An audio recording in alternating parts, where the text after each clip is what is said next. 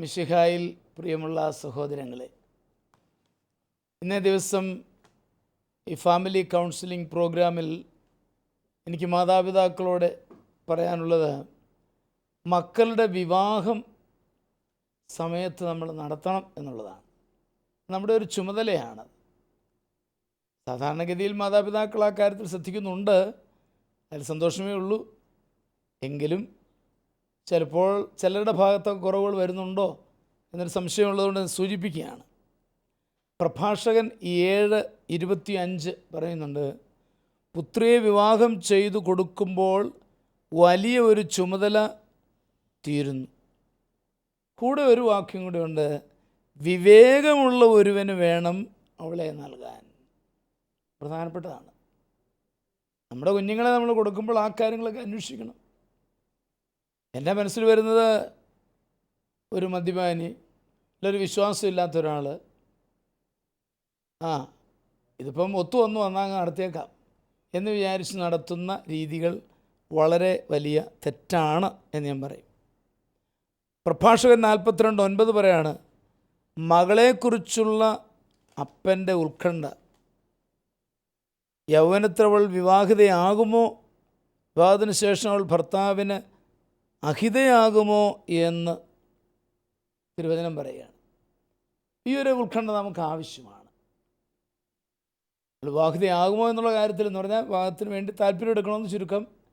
രണ്ടാമത് വിവാഹം കഴിഞ്ഞാൽ ഭർതൃഗ്രഹത്തിൽ അവൾ ഇഷ്ടമില്ലാത്തവളായി മാറുമോ, ആ ഒരു ചിന്ത നമ്മുടെ മനസ്സിൽ വേണം. എന്ന് പറഞ്ഞാൽ നമ്മൾ അവളെ വളർത്തിയെടുക്കുമ്പോൾ ഏത് വീട്ടിൽ ചെന്നാലും അവിടെ സന്തോഷപൂർവ്വം നിൽക്കാനുള്ള ഒരു മനോഭാവം നമ്മൾ പ്രത്യേകിച്ചും പെൺകുട്ടികൾക്ക് വളർത്തിയെടുക്കണം. കാരണം ഇന്നത്തെ സ്ഥിതി നിങ്ങൾക്കെല്ലാവർക്കും അറിയാവുന്നതാണ്. ധാരാളം കേസുകളാണ് പരാജയമായിട്ട് മാറുന്നത്. ഞങ്ങൾക്ക് ഡൈവേഴ്സ് വേണം, ഞങ്ങൾക്ക് പിരിഞ്ഞു നിൽക്കണം, ഞങ്ങൾക്ക് വേണ്ട എന്നൊക്കെ പറയുന്ന കേസുകളുണ്ട്. അപ്പോൾ നമുക്ക് നമ്മൾ വളർത്തുമ്പോൾ തന്നെ ഏത് വീട്ടിൽ ചെന്നാലും അച്ഛനും അമ്മച്ചിയും കൂടെ അവളെ അത് പറഞ്ഞ് മനസ്സിലാക്കി കൊടുക്കണം. അഡ്ജസ്റ്റ് ചെയ്ത് സന്തോഷപൂർവ്വം ജീവിക്കാനുള്ള ഒരു ഒരുക്കം കൊടുക്കണം എന്നതാണ് എൻ്റെ പോയിൻ്റ്. ഉൽപ്പത്തി 24:2-4 വരെ വാക്യങ്ങളിൽ ഇബ്രാഹാം മകൻ ഇസ്ഹാക്കിനെ ഭാര്യയെ തേടുന്ന രംഗം വളരെ പ്രസക്തമായിട്ട് എനിക്ക് തോന്നുന്നു. പ്രാർത്ഥനാപൂർവമാണ് അന്വേഷണം നടക്കുന്നത്, തേടുന്നത് എന്നുള്ളത് ഓർത്തിരിക്കുമല്ലോ. അതുപോലെ തന്നെ മോശമായ മക്കളുള്ളതിൽ അഭിമാനിക്കരുത്. ഇതെല്ലാം പറയും, എനിക്ക് കവലയിൽ പോയി നിൽക്കാൻ യാതൊരു പേടിയില്ല, എൻ്റെ മൂത്ത മകൻ അവിടുത്തെ വലിയ റൗഡിയാണ്. അഭിമാനിക്കുന്ന വ്യക്തികളുണ്ട്. അങ്ങനെ ഒരിക്കലും പാടില്ല, അത് തെറ്റാണ്. പ്രഭാഷകൻ 16:1-3 വരെ പറയുന്നുണ്ട്, കൊള്ളരുതാത്ത മക്കളുടെ കൂട്ടത്തെ ആഗ്രഹിക്കരുത്, ദൈവഭയമില്ലാത്ത പുത്രനിൽ ആനന്ദിക്കുകയും അരുത്. ദൈവഭയമില്ലാത്ത മക്കൾ ഉണ്ടാകുന്നതിനേക്കാൾ ഭേദം അനപത്യനായി മരിക്കുന്നതാണ്. അത്ര കർശനമായിട്ടാണ് പറഞ്ഞിരിക്കുന്നത്. മക്കൾ മോശമാകുന്നതിൽ സാധാരണഗതിയിൽ ഉറപ്പിനും അഭിമാനമില്ല, എങ്കിലും അങ്ങനെയും ഉണ്ടാവാം. അങ്ങനെ പാടില്ല. മക്കളെ നന്നായിട്ട് വളർത്തുക, നല്ലവരാകുന്നതിൽ അഭിമാനിക്കുക, അവരെ മനോഭാവം ഉൾക്കൊള്ളണമെന്ന് സ്നേഹപൂർവ്വം ഓർമ്മിപ്പിച്ചുകൊണ്ട് ഇന്നത്തെ കത്തുകളിലേക്ക് നമുക്ക് കിടക്കാം. ഇന്ന് കത്താരുടേതാണ്. ഇന്ന് സാലമ്മ എന്നു പേരായ ഒരു വീട്ടമ്മയുടേതാണ്. വീട് ചാലക്കുടിയിൽ നിന്നുമുള്ള. പ്രിയ ബഹുമാനപ്പെട്ട അച്ഛ, ഞാൻ സാലമ്മ എന്നു പേരായ ഒരു വീട്ടമ്മയാണ്. എൻ്റെ വീട് ചാലക്കുടിയിലാണ്. ഞാൻ നേരത്തെ ഒരു രജിസ്റ്റർ വിവാഹം ചെയ്തിരുന്നു. പക്ഷേ 2 മാസമേ അത് നീണ്ടു നിന്നുള്ളൂ. അയാൾ അത് ഉപേക്ഷിച്ചു പോയി. സിവിൽ ഡൈവേഴ്സ് കിട്ടിയെങ്കിലും അതിൻ്റെ രേഖ ഇപ്പോൾ എൻ്റെ പക്കലില്ല. ഞാൻ പിന്നീട് ഒരു വിവാഹം ചെയ്യുവാൻ ആലോചന വന്നു. ഈ വിവാഹത്തിൽ ഞങ്ങൾക്ക് 2 കുട്ടികളുണ്ട്. കുറച്ചുനാൾ മുമ്പേ കുട്ടികളെ മാമോദിസ മുക്കി കത്തോലിക്ക വിശ്വാസത്തിൽ വളർത്തുവാൻ അനുവാദം അരമനയിൽ നിന്നും വാങ്ങി. കുട്ടികൾക്ക് മാമോദിസ നൽകി. എനിക്കിപ്പോൾ കൂദാശകൾ സ്വീകരിക്കാൻ സാധിക്കാത്തതിൽ ഭയങ്കര വിഷമമാണ്. എനിക്ക് കൂദാശകൾ സ്വീകരിക്കുവാൻ പറ്റുമോ? ഞാൻ എന്ത് ചെയ്യണം? അച്ഛൻ വേണ്ടത് പറഞ്ഞു തരാമോ? സാലമ്മയുടെ സാഹചര്യം ഞാൻ മനസ്സിലാക്കുന്നു. എന്നാൽ ആദ്യ വിവാഹമോചനം കിട്ടിയതിൻ്റെ കോപ്പി ആവശ്യമാണ്. അതെല്ലാം നമുക്കിവിടെ ഒന്നും ചെയ്യാൻ സാധിക്കില്ല. അത് എനിക്ക് എൻ്റെ അറിവ് പരിമിതമാണെങ്കിലും എനിക്ക് തോന്നുന്നത് കിട്ടുമെന്ന് തോന്നുന്നു. ഓഫീസിൽ അന്വേഷിച്ചാൽ അങ്ങനെ ഒരു സിവിൽ ഡൈവേഴ്സ് കിട്ടിയിട്ടുണ്ടെങ്കിൽ അതിൻ്റെ ഒരു കോപ്പി എടുക്കുവാനായിട്ട് സാധിക്കുമെന്നാണ് എൻ്റെ ഒരു പ്രതീക്ഷ. അപ്പോൾ അത് എടുക്കണം എന്നാണ് എനിക്കതേപ്പറ്റി പറയാനുള്ളത്. ഇപ്പോഴത്തെ വിവാഹം, ഐ എം വെരി സോറി സാലമേ, അത് വിവാഹം എന്ന് പറയാൻ പറ്റുകയില്ല. കാരണം എൻ്റെ ഭാഷ പറഞ്ഞാൽ കൂടി താമസമാണ്. രണ്ടുപേരും കൂടെ അണ്ടർസ്റ്റാൻഡിങ്ങിൽ ഒന്നിച്ച് താമസിക്കുന്നു എന്ന് മാത്രമേ ഉള്ളൂ. അത് തെറ്റാണ്, തീർച്ചയായിട്ടും പാപം തന്നെയാണ്.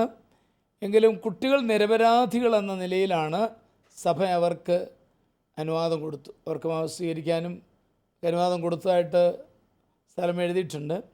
അതിന് കാരണം കുട്ടികൾ എന്ത് പഠിച്ചു എന്നുള്ള ഒരു മനോഭാവം ഇവിടെ സഭ കരുണാമസൃണമായ മുഖം കാണിക്കാറുണ്ട്. അതാണ് അവിടെ പ്രകടമായിരിക്കുന്നത്. അതിൽ സന്തോഷിക്കുകയും ചെയ്യുന്നു. അതുകൊണ്ട് കുഴപ്പമില്ല. ഇനിയും ഇപ്പോഴത്തെ ആൾ സഭയിൽ ചേർന്നില്ലെങ്കിലും വിവാഹം റെഗുലറൈസ് ചെയ്യാനുള്ള, കാരണം അദ്ദേഹം ആദ്യം ചേരാമെന്ന് പറഞ്ഞു, പിന്നെ ചേരുന്നില്ല എന്ന് പറഞ്ഞല്ലോ, ചേരാൻ സാധ്യത കുറവാണ്.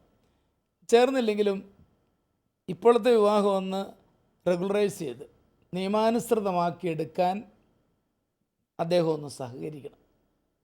അത് സഹകരിക്കുമെന്ന് ഞാൻ പ്രതീക്ഷിക്കുകയാണ്. അങ്ങനെ സഹകരിച്ചാൽ അദ്ദേഹം പള്ളിയിൽ വരണം. മിക്സഡ് മാരേജിൻ്റെ ഒരു സാധ്യതയുണ്ട്, നിയമവശമുണ്ട്. അങ്ങനെ ആ ഒരു സാധ്യത വെച്ചുകൊണ്ട് അദ്ദേഹം പ്രൊസീഡ് ചെയ്യുകയാണെങ്കിൽ നമുക്ക് അതിനുള്ള അനുവാദം അരമനയിൽ നിന്ന് വാങ്ങണം. ഒരു വികാരിയച്ഛനോ അല്ല ആർക്കും ഒരു അച്ഛനോ ഒന്നും കൊടുക്കാൻ പറ്റുകയില്ല. അത് ബിഷപ്പിന് മാത്രം നൽകാൻ പറ്റുന്നതാണ്. അത് വാങ്ങിക്കേണ്ടി വരും. ഏതായാലും എൻ്റെ ഒരു അഭിപ്രായം, സാലമ്മ വളരെ പ്ലെയിനായിട്ട് അങ്ങനെ കാര്യങ്ങൾ വികാരിച്ചനുമായിട്ട് ഷെയർ ചെയ്യണം. വികാരിച്ചനായിട്ട് പോയി പറഞ്ഞ് സംസാരിച്ചിട്ട് എന്ത് ചെയ്യാൻ പറ്റും എന്ന് അന്വേഷിക്കുക. ഏതായാലും അദ്ദേഹം അതിന് വേണ്ട കാര്യങ്ങളെല്ലാം പറഞ്ഞു കൊടുക്കുമെന്നുള്ള എനിക്ക് ഉറപ്പാണ്. അസ്വസ്ഥപ്പെടാതിരിക്കുക. സാലമ്മയുടെ ആ നല്ല മനസ്സ് ഞാൻ മനസ്സിലാക്കുന്നു. കൂദാശകൾ എനിക്ക് സ്വീകരിക്കണം അതിനുള്ള ആഗ്രഹമുണ്ട്. അത് ഞാൻ അപ്രീഷിയേറ്റ് ചെയ്യുന്നു.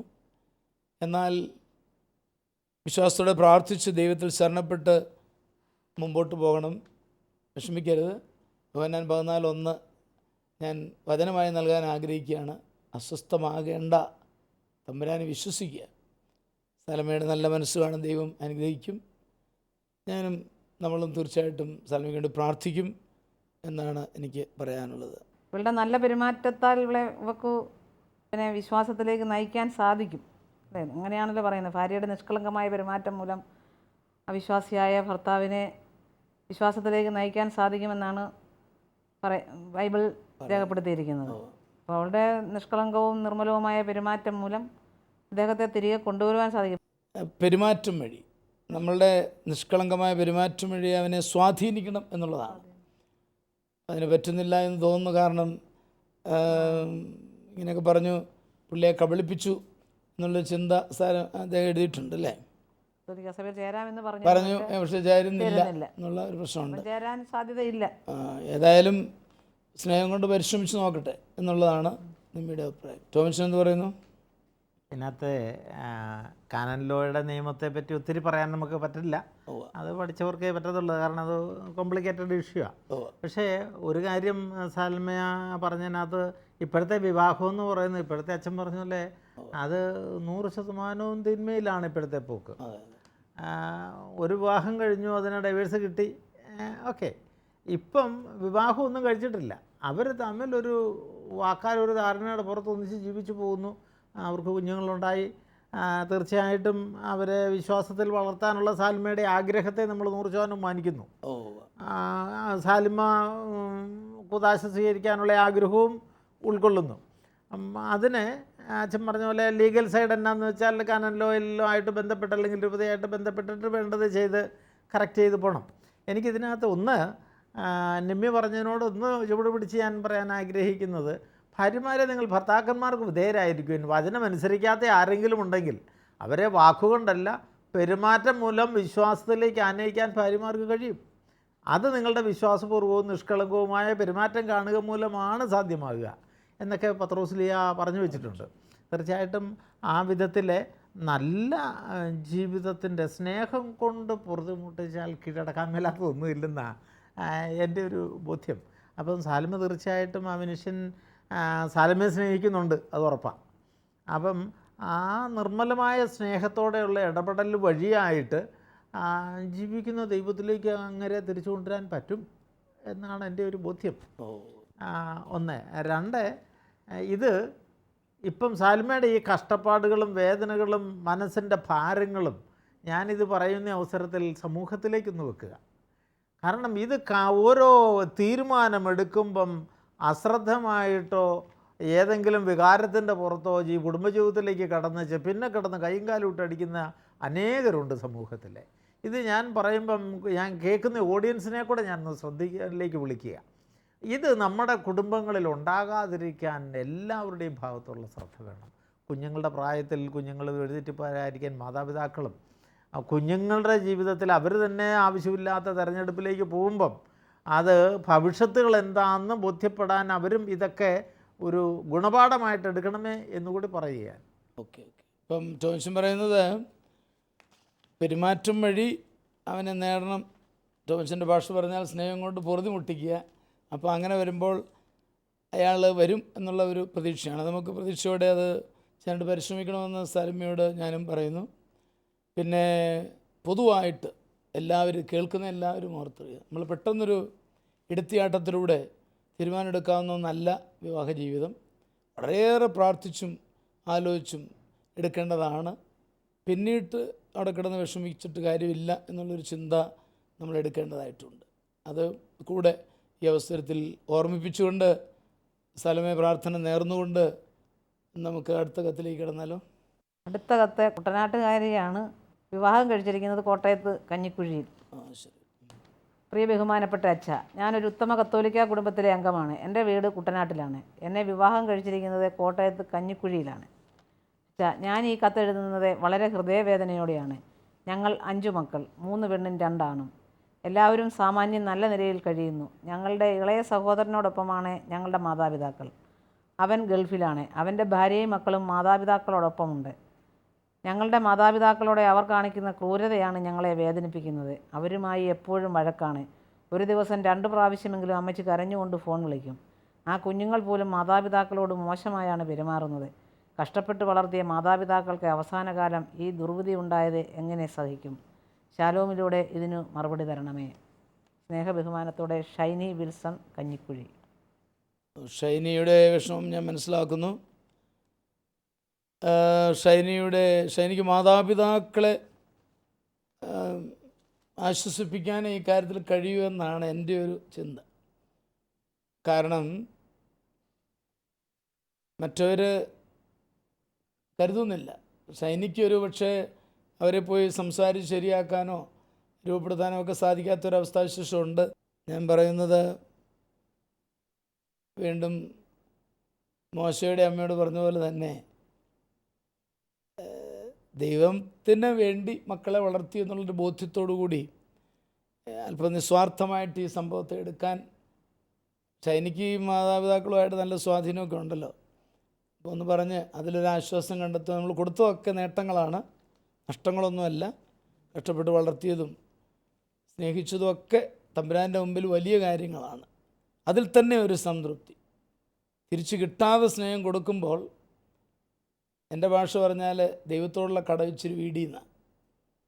തമ്പുരാൻ ഇങ്ങോട്ട് തരുന്ന സ്നേഹത്തിന് മുഴുവനായിട്ടും ഒന്ന് തിരിച്ചു കൊടുക്കാൻ ഈ ലോകത്തിൽ ആരെ കൊണ്ടും പറ്റത്തില്ല. ഇപ്പം തിരിച്ചു കിട്ടാതെ കൊടുത്ത സ്നേഹം മുതൽക്കൂട്ടാണ്. തമ്പുരാനോടുള്ള കട ഒരു സ്വല്പം വേടി. അപ്പോൾ അതൊരു വലിയ പുണ്യപ്രവൃത്തിയായിട്ട് കാണാനും അതിൽ സംതൃപ്തി അടയാനും ഉണ്ടോ. ഓമനിച്ച് വളർത്തിയ മക്കൾ തിരിച്ചു തരാത്തപ്പോഴും ദൈവത്തിൽ ആശ്രയിച്ചുകൊണ്ട് തമ്പുരാന് നന്ദി പറഞ്ഞുകൊണ്ട് അവിടെയും ദൈവത്തെ സ്തുതിച്ചുകൊണ്ട്, ഞാൻ പറയുന്നത് അത്ര എളുപ്പമെന്ന് ഞാൻ പറയുന്നില്ല, എനിക്കറിയാം. പ്രത്യേകിച്ച് നിങ്ങളുടെ മാതാപിതാക്കളുടെ വികാരം ഞാൻ മനസ്സിലാക്കുന്നു. എങ്കിലും ആ ഒരു സ്നേഹം അതൊരു വലിയ സ്നേഹമാണ്. ആ സ്നേഹത്തിൽ ജീവിക്കണം. അങ്ങനെ സംതൃപ്തിയോടെ മുന്നോട്ട് പോകാനായിട്ട് ഈ മാതാപിതാക്കൾക്ക് ഷൈനിക്ക് പറഞ്ഞു കൊടുക്കാമെങ്കിൽ നന്നായിരിക്കുമെന്ന് എനിക്കൊരു തോന്നലുണ്ട്. മാതാപിതാക്കളോടൊപ്പമുള്ള മരുമകളും മക്കളും ഇത് കേൾക്കുന്നില്ലാത്തതുകൊണ്ടാണ് ഞാൻ ഈ രീതിയിൽ സംസാരിക്കുക. ചേട്ടാ അവർ കേൾക്കുന്നുണ്ടെങ്കിൽ അവരുടെ ഭാഗത്തു നിന്ന് വളരെ ഗൗരവമായ തെറ്റാണ് അവർ ചെയ്യുന്നത്. കാരണം ഞാനെപ്പോഴും പറയും പെണ്ണുങ്ങളോട്, പെണ്ണായി ജനിച്ചാൽ ഉടനെ ഓർത്തോണം 2 അമ്മമാരെ കിട്ടും. ഒന്ന് പെറ്റമ്മയും മറ്റത് മറ്റമ്മയും. രണ്ടും നമ്മുടെ അമ്മമാരാണ്. ശരിയാണ്, ഒരാൾ എന്നെ പ്രസവിച്ചെങ്കിൽ മറ്റേയാൾ എൻ്റെ ജീവിത പങ്കാളി പ്രസവിച്ചു. അപ്പോൾ അവരെ അങ്ങനെ ആദരവോടെ കാണാനായിട്ട് സാധിക്കണം എന്ന്. പക്ഷെ അവർ നമ്മുടെ കയ്യില്ലാത്തതുകൊണ്ട് ഞാൻ അതിലേക്കുറിച്ച് കിടക്കുന്നില്ല. തോബിത്ത് 10:12 പറയുന്ന പോലെ ആ കുടുംബത്തോടൊന്നായിട്ട് മാറേണ്ടവരാണ് മരുമക്കൾ. വസ്തുവിലേക്ക് കയറുന്നു വന്ന പെണ്ണ് ആ കുടുംബത്തിൽ ഒന്നായി മാറുക, എൻ്റെ അമ്മയായിട്ട് അമ്മായിയമ്മയെ കാണണം എന്നുള്ളത് യാതൊരു സംശയമില്ല. അതുകൊണ്ട് അവരെ വിഷമിപ്പിക്കുന്നതിൽ വളരെ ഗൗരവമായ തെറ്റാണ് വാസ്തവത്തിൽ ആ മകനും മകളും ഒക്കെ ചെയ്യുന്നതെന്ന് ഞാൻ പ്രത്യേകം എടുത്ത് പറയുകയാണ്. പ്രഭാഷകൻ്റെ പുസ്തകം 3-ാം അധ്യായം 2 മുതൽ 16 വരെയുള്ള ഭാഗങ്ങളിൽ മനോഹരമായിട്ട് അവതരിപ്പിക്കുന്നുണ്ട്. മാതാപിതാക്കളുടെ കടമകളാണത് പറയുന്നത്. ഇത് ആ മക്കളും ആ മരുമകളും ഒക്കെ ഒന്ന് വായിക്കണമെന്ന് എനിക്ക് അഭിപ്രായമുണ്ട്. ഒരുപക്ഷെ ഏതെങ്കിലും തരത്തിൽ ഇത് കേൾക്കാനിടയായെങ്കിൽ, അല്ലെങ്കിൽ ഞാൻ ഉദ്ദേശിക്കുന്നത് ഇതുപോലെ വിഷമിക്കുന്ന മറ്റു കുടുംബങ്ങളുണ്ട്. അപ്പോൾ അവർ ഇന്ന് തന്നെ ഈ ഫാമിലി കൗൺസിലിംഗ് പ്രോഗ്രാം കഴിഞ്ഞാൽ ഉടനെ തന്നെ ബൈബിൾ എടുത്തിട്ട് ആ ഭാഗം ഒന്ന് വായിക്കണം. പ്രഭാഷകൻ്റെ പുസ്തകം 3-ാം അധ്യായം 2 മുതൽ 16 വരെ ഒന്ന് പ്രാർത്ഥനാപൂർവ്വം വായിക്കും. അപ്പോൾ അത് മനസ്സിലാകും എന്തു വലിയ കടമയാണ് ദൈവം നമ്മളെ ഏൽപ്പിച്ചിരിക്കുന്നത് എന്ന് ഞാൻ ഓർമ്മിപ്പിക്കുകയാണ്. ഇനി ഷൈനിയോട് എനിക്ക് പറയാനുള്ളത്, ഷൈനി പ്രാർത്ഥിക്കുക. ഷൈനി ഇത് മനസ്സിലാക്കി ആ കൺസേൺ കൊണ്ടാണല്ലോ കത്തെഴുതിയിരിക്കുന്നത്. അതുകൊണ്ട് ഷൈനി പ്രാർത്ഥിക്കുക. സാധിക്കുമെങ്കിൽ ആങ്ങളയോട്, നാത്തൂനോട് പറയാൻ പറ്റുമെന്ന് എനിക്ക് തോന്നുന്നില്ല, ആങ്ങളയോട് സ്നേഹമായിട്ട് പറഞ്ഞ് പ്രേരിപ്പിച്ച്, ഇത് ഇങ്ങനെ അമ്മയെ സ്നേഹിക്കണമെന്നും പറയണ്ട, അവനോട് ആങ്ങളയോട് സ്വാതന്ത്ര്യം ഉണ്ടെങ്കിൽ ഒന്ന് പറഞ്ഞ്, എല്ലാവരും കൂടെ ഒരു ധ്യാനത്തിനൊക്കെ പോകും, നല്ലതാണ്. ഒരു കുടുംബ നവീകരണ ധ്യാനമോ അല്ലെങ്കിൽ ദമ്പതി ധ്യാനമോ ഒക്കെ ഒന്ന് കൂടുകയും ഒരു മാറ്റത്തിലേക്ക് ഈ കുടുംബത്തെ നയിക്കുവാൻ ഷൈനിക്ക് അത് സാധിക്കും. ഷൈനി എന്ന് അമ്മച്ചി അപ്പനെ സ്നേഹിക്കണം കേട്ടോ എന്ന് പറഞ്ഞാലൊന്നും ആരും സ്വീകരിക്കുകയില്ല. ഷൈനി ധ്യാനത്തിൻ്റെ രീതി പറഞ്ഞാൽ ആ ധ്യാനത്തിലൂടെ കർത്താവ് പ്രവർത്തിച്ച് അവരെ നേടിയെടുക്കാൻ സാധിക്കും എന്നൊരു ചിന്തയാണ് എനിക്കുള്ളത്. എന്താണ് അതേപ്പറ്റി പറയാനുള്ളത്? എനിക്ക് ഈ നോക്കാത്ത മക്കളോടും പറയാനുണ്ട്. അതായത് മാതാപിതാക്കളെ ബഹുമാനിക്കണ്ടേ. അത് നമ്മളുടെ ദൈവപ്രമാണങ്ങളിൽ പറയുന്ന 4-ാമത്തെ കൽപ്പനയല്ലേ, മാതാപിതാക്കളെ ബഹുമാനിക്കണം. തീർച്ചയായും. മാതാവിനെ ബഹുമാനിക്കാതെ അല്ലെങ്കിൽ മാതാവിനെ വെറുക്കുന്നവൻ അല്ലെങ്കിൽ മാതാവിനോട് നീരസം കാണിക്കുന്നവൻ്റെ കുടുംബത്തിൻ്റെ അടിത്തറ ഇളക്കും എന്നാണല്ലോ പറയുന്നത്. അതെ. അപ്പോൾ അങ്ങനെയൊക്കെ ഉള്ളപ്പോൾ അവർ മാതാപിതാക്കളെ നോക്കേണ്ട കടമ അവർക്കുണ്ട്. പക്ഷേ അവർ നോക്കുന്നില്ല. അപ്പോൾ എനിക്ക് അമ്മച്ചിയോടും പറയാനുള്ളത്, അമ്മച്ചി പ്രായമായിരിക്കുന്നു, മക്കളോടൊക്കെ വിളിച്ച് സങ്കടം പറയുന്നത് നല്ലത്. പക്ഷേ എന്നാലും ആ പരിശുദ്ധ അമ്മയെ പോലെ, പരിശുദ്ധ അമ്മ സഹിച്ചത് എത്രയോ സ്വന്തം മകനെ നമുക്ക് വേണ്ടി വിട്ടു തന്നില്ലേ. അപ്പോൾ ആ സമയത്ത് പോലും പരിശുദ്ധ അമ്മ മാറിയിരുന്നു, പ്രാർത്ഥിക്കുകയായിരുന്നു, പ്രാർത്ഥനയിൽ നിരതയായിരുന്നതുപോലെ ഈ അമ്മച്ചിയും പ്രാർത്ഥനയിൽ നിരതരായിരിക്കുക. അതുപോലെ തന്നെ ഷൈനിയും അമ്മച്ചിക്ക് വേണ്ടി പ്രത്യേകം പ്രാർത്ഥിക്കുക. തിരുരക്തം, ഈശോയുടെ തിരുരക്തം എല്ലാത്തിനും മതിയായതാണ്. ഈശോയുടെ തിരുരക്തം ഒഴിച്ച് കഴുകി വിശുദ്ധീകരിച്ച് അമ്മച്ചിക്ക് വേണ്ടിയും ഈ നാത്തൂനും മക്കൾക്ക് വേണ്ടിയും പ്രാർത്ഥിക്കുക. പക്ഷേ കൊച്ചുമക്കൾ ഒത്തിരിയും വല്യമ്മച്ചിമാരോട് സ്നേഹം കാണിക്കേണ്ടവരാണ്. ആ കൊച്ചുമക്കൾ പോലും ഇങ്ങനെ കാണിക്കുന്നുവെങ്കിൽ ഒരു വലിയ പാതകമായിട്ടാണ് തോന്നുന്നത്. അപ്പം അത് ശരിയല്ല. അപ്പം മാതാപിതാക്കളെ ബഹുമാനിക്കേണ്ടത് വല്യമ്മച്ചിമാരോട് കാണിക്കേണ്ടതായ, അതായത് നരച്ച തലയുള്ളത് ബഹുമാനം പ്രത്യേകം കാണിക്കേണ്ടതാണ്. അങ്ങനെ ആ അമ്മച്ചിമാരോട് കാണിക്കുന്നത് തെറ്റാണ്. അപ്പോൾ അവർക്ക് വേണ്ട നിർദ്ദേശം നൽകാൻ ഷൈനിക്ക് പറ്റത്തില്ല. അപ്പോൾ അവർക്ക് വേണ്ടി പ്രത്യേകം പ്രാർത്ഥിക്കുക. അതേ എനിക്ക് പറയാനുള്ളൂ, അല്ലാതെ വേറെ. തീർച്ചയായിട്ടും പ്രാർത്ഥിക്കാൻ നമുക്ക്. പിന്നെ അവരധികം കേൾക്കുന്നില്ല എന്ന് വിചാരിച്ചുകൊണ്ടാണ് ഞാനിങ്ങനെ സംസാരിക്കും. അപ്പോൾ ഷൈനി ഏതായാലും പ്രാർത്ഥനയിലൂടെ നേടുവാനായിട്ട് പരിശ്രമിക്കണമെന്നാണ്. ടോമിച്ചൻ എന്താ? എനിക്ക് ഇതിനകത്ത് ഇച്ചിരൂടെ വ്യത്യസ്തമായ ഒരു ചിന്ത. കാരണം ഈ കഴിഞ്ഞ ഇടയിലെ ഒരു കൗൺസിലിങ്ങിന് വന്ന ഒരു കേസ് എൻ്റെ മനസ്സിലേക്ക് കടന്നു വന്നേ. ഇത് ഇതിനകത്ത് വ്യക്തമല്ല, ഈ അപ്പനെ പറ്റി ഒരു കാര്യങ്ങളൊന്നും ഇതിനകത്ത് പറഞ്ഞിട്ടില്ല. അമ്മ കരഞ്ഞ് പറയുന്നു എന്നുള്ളതാണ്. ഈ പലപ്പോഴും പ്രായമായി കഴിയുമ്പോൾ ഈ അമ്മമാർക്കൊരു സിമ്പതി കിട്ടുക എന്നതൊരു ആഗ്രഹം അവരുടെ മനസ്സിലുണ്ട്. ഈ പെൺപിള്ളേർ ഒത്തിരി പെറ്റായിട്ട് ഇങ്ങനെ കൂടെ നിന്നാൽ ഇവരെ വിളിച്ചിട്ട് ഇതൊക്കെ പറഞ്ഞ് അവരുടെ ഒരു സിമ്പതി മേടിക്കുന്ന ആ ഒരു രീതി ഈ കഴിഞ്ഞ ഇടയ്ക്ക് വന്ന ഒരു കൗൺസിലിങ്ങിനകത്തുനിന്ന് എനിക്ക് ഫീൽ ചെയ്താൽ ഈ പെൺപിള്ളേരുടെ കെട്ടിച്ചു വിട്ട പെൺപിള്ളേരുടെ ഓവറായിട്ടുള്ള കുടുംബത്തിൻ്റെ ഭരിക്കാനുള്ള ഏർപ്പെടലുകളും അവരുടെ സ്വാധീനവും പലപ്പോഴും ഈ മാതാപിതാക്കൾക്ക് വേദന കൊടുക്കുന്നതായിട്ട് തീർന്നിട്ടുണ്ട്. അപ്പോൾ അങ്ങനെ വല്ലോ ഇതിനകത്ത് ഉണ്ടോ എന്ന് നമുക്കറിയില്ല. പക്ഷേ എനിക്ക് ഷൈനിയോട് പറയാനുള്ളത്, ഷൈനിയും സഹോദരിമാരും ഈ അവർക്ക് മാതാപിതാക്കൾക്ക് ആവശ്യമാകുന്നത് എന്തെങ്കിലും നിങ്ങൾക്ക് കൈ അയച്ച് കൊടുക്കാമെങ്കിൽ സാമ്പത്തിക കാര്യങ്ങളൊക്കെ ചെയ്യാമെങ്കിൽ ചെയ്യുക. ഒത്തിരി ഈ കുടുംബത്തിലെ കാര്യങ്ങളിൽ ഇടപെടാതെ മാറി നിൽക്കുന്നതായിരിക്കും നല്ലത്. കാരണം ഈ നാത്തൂനെയും ആങ്ങളെയും ഭരിക്കാനും നിങ്ങൾ അന്വേഷിക്കുന്ന പോരാ എന്ന് പറഞ്ഞ് കുറ്റപ്പെടുത്താനും ഒക്കെ തുടങ്ങിക്കഴിഞ്ഞാൽ അത് ഈ മാതാപിതാക്കൾക്ക് ദോഷമേ ചെയ്യൂ. അതുകൊണ്ട് ഓർത്ത് പ്രാർത്ഥിക്കുക. നിങ്ങളെ ദൈവം ഏൽപ്പിച്ചിരിക്കുന്ന മറ്റൊരു മാതാപിതാക്കളുണ്ട്, അവരെ നിങ്ങൾ സംരക്ഷിക്കുക. അവരെ സംരക്ഷിച്ച് അവർക്ക് വേണ്ടത് കൊടുത്താൽ ദൈവം ഇവിടെ വേണ്ടത് ചെയ്യും. അതിന് ഇവിടെ കയറി ഞാൻ ഷൈനിയെ കുറ്റപ്പെടുത്തുകയല്ല. ഈ കഴിഞ്ഞ ദിവസം വന്ന വേറൊരു കൗൺസിലിങ്ങിനകത്ത് അവസാനം അനലൈസ് ചെയ്ത് വന്നപ്പോഴത്തേക്ക് ഈ പെൺപിള്ളേരുടെ ഇടപെടൽ കാരണമാണ് ഈ മാതാപിതാക്കൾ സഹിക്കേണ്ടി വരുന്നതെന്നുള്ളതാണ് മനസ്സിലാക്കാൻ പറ്റും. അധികം കൂടുതലായിട്ട് അവിടെ ഇടപെടാതിരിക്കുക.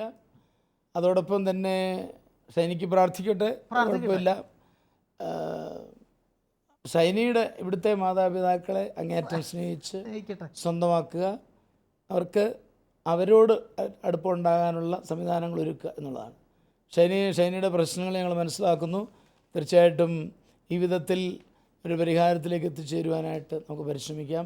ഞങ്ങൾ പ്രാർത്ഥിക്കാം. മാതാപിതാക്കളുടെ വിഷമങ്ങൾ മാറി സന്തോഷമായിട്ട് മുന്നോട്ട് പോകാനായിട്ട് പരിശ്രമിക്കാം, പ്രാർത്ഥിക്കാം. നമുക്ക് ഇന്നത്തെ കുടുംബങ്ങളെ ഈശോയ്ക്ക് കൊടുക്കാം, അല്ലേ? നല്ലവനും സ്നേഹനിധിയുമായ പൊന്നുതമ്പുരാനെ, ഇന്ന് ഞങ്ങൾ അങ്ങയുടെ മുമ്പാകെ സമർപ്പിച്ച ഈ 2 കുടുംബങ്ങളെയും അങ്ങ് ഏറ്റെടുക്കണമേ. കർത്താവേ, മനുഷ്യന് അസാധ്യമായത് ദൈവത്തിന് സാധ്യമാണല്ലോ. അങ്ങ് ആ കുടുംബങ്ങളിലേക്ക് കടന്നു ചെന്ന് അവിടുത്തെ ബുദ്ധിമുട്ടുകൾ മനസ്സിലാക്കിക്കൊണ്ട് അവരെ അങ്ങ് അനുഗ്രഹിക്കണമേ. അങ്ങയുടെ തിരുഹിതമാണ് മനുഷ്യന് ഏറ്റവും വലിയ നന്മ. ആ തിരുഹിതം തേടുന്നവരായി ഞങ്ങൾ മാറണം എന്ന് ഞങ്ങൾക്ക് ബോധ്യമുണ്ട്. ആ കുടുംബങ്ങളെ പ്രത്യേകം അനുഗ്രഹിക്കണമേ. ഞങ്ങൾ ആ കുടുംബത്തെ അങ്ങയുടെ തിരുമുമ്പാകെ സമർപ്പിക്കുന്നു. ഈശോയെ, സ്നേഹത്തിൻ്റെ വലിയ നിറവിലേക്ക് അവരെ നയിക്കണമേ എന്ന് പ്രാർത്ഥിക്കുന്നു. പിതാവും പുത്രനും പരിശുദ്ധാത്മാവുമായ സർവേശ്വര എന്നേക്കും. ഈ പ്രോഗ്രാമിലേക്ക് കത്തുകളും അഭിപ്രായങ്ങളും അയക്കേണ്ട വിലാസം: to the producer, family counselling, Shalom television, Peruvannamuzhi PO, Kozhikode 673528. Email info@shalomtelevision.com.